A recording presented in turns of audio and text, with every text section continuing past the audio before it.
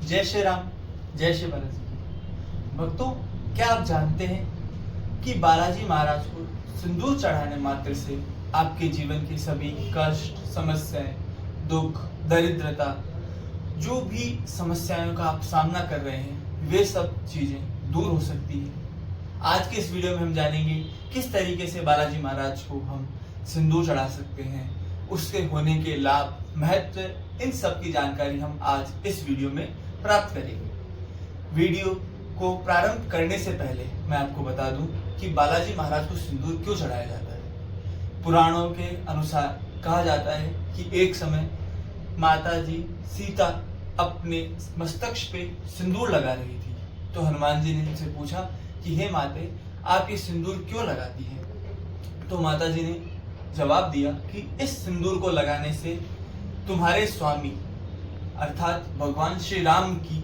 आयु बढ़ती है। यह सुनकर बालाजी महाराज ने सोचा कि जब माता श्री थोड़ा सा सिंदूर लगाती है उससे इतना लाभ होता है, तो अगर मैं अधिक मात्रा में पूरे शरीर में सिंदूर लगाऊं तो इससे बहुत अधिक लाभ होगा। और जब हनुमान जी के मन में ये विचार आया तो उन्होंने अपने पूरे शरीर को सिंदूरमय कर लिया और कर करके राजसभा के अंदर पहुंचे।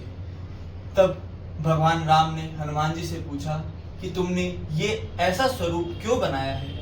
और जब हनुमान जी ने उन्हें उत्तर दिया तो हनुमान जी के प्रेम उत्तर को देख करके भगवान की आंखों में आंसू आ गए। भगवान ने हनुमान जी को हृदय से लगाया और उन्हें कई वरदान दिए, आशीर्वाद दिया। यह सबसे मुख्य कारण है सिंदूर लगाने का। आज आप और हम सब हनुमान जी महाराज को सिंदूर बहुत ही प्रेम से लगाते हैं। इसको लगाने के जो फायदे हैं मैं आपको उनके बारे में बताता हूँ। अगर आप बालाजी महाराज को मंगलवार, शनिवार को प्रातः वेला में सिंदूर लगाते हैं तो आपके जीवन में दरिद्रता समाप्त हो जाती है। आपके घर के अंदर यदि कोई संकट, कोई नकारात्मक ऊर्जा है, वह नकारात्मक ऊर्जा का विनाश होता है। घर के अंदर सुख समृद्धि आती है। जितने भी ग्रह हैं उनकी क्रूर दिशा से आप बच सकते हैं।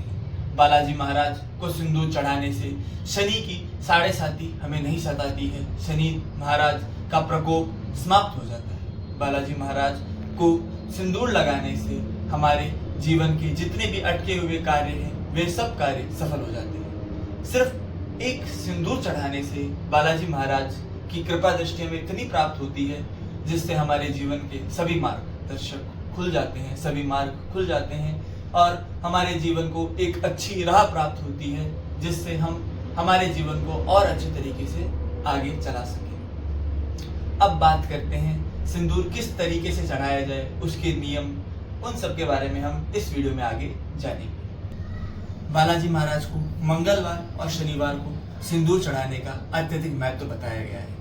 बालाजी महाराज को सिंदूर चढ़ाने के लिए प्रातः वेला में सुबह जल्दी उठें, जल्दी उठ करके स्नान करके लाल वस्त्रों का धारण करें।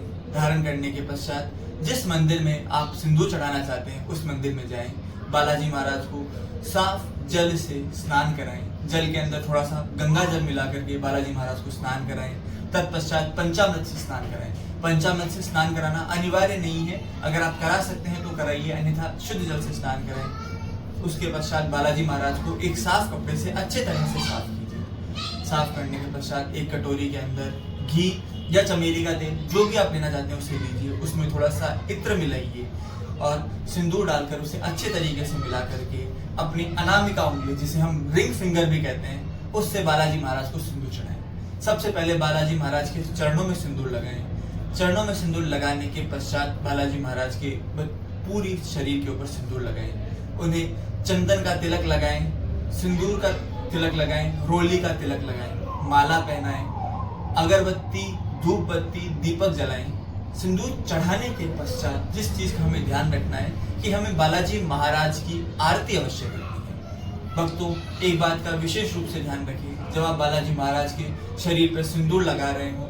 तो राम नाम का जप करें। बालाजी महाराज को राम नाम अत्यधिक प्रिय है। जब आप बालाजी महाराज को राम नाम करते हुए सिंदूर लगाएंगे तो उनके पूरे शरीर में राम नाम समाहित हो जाएगा।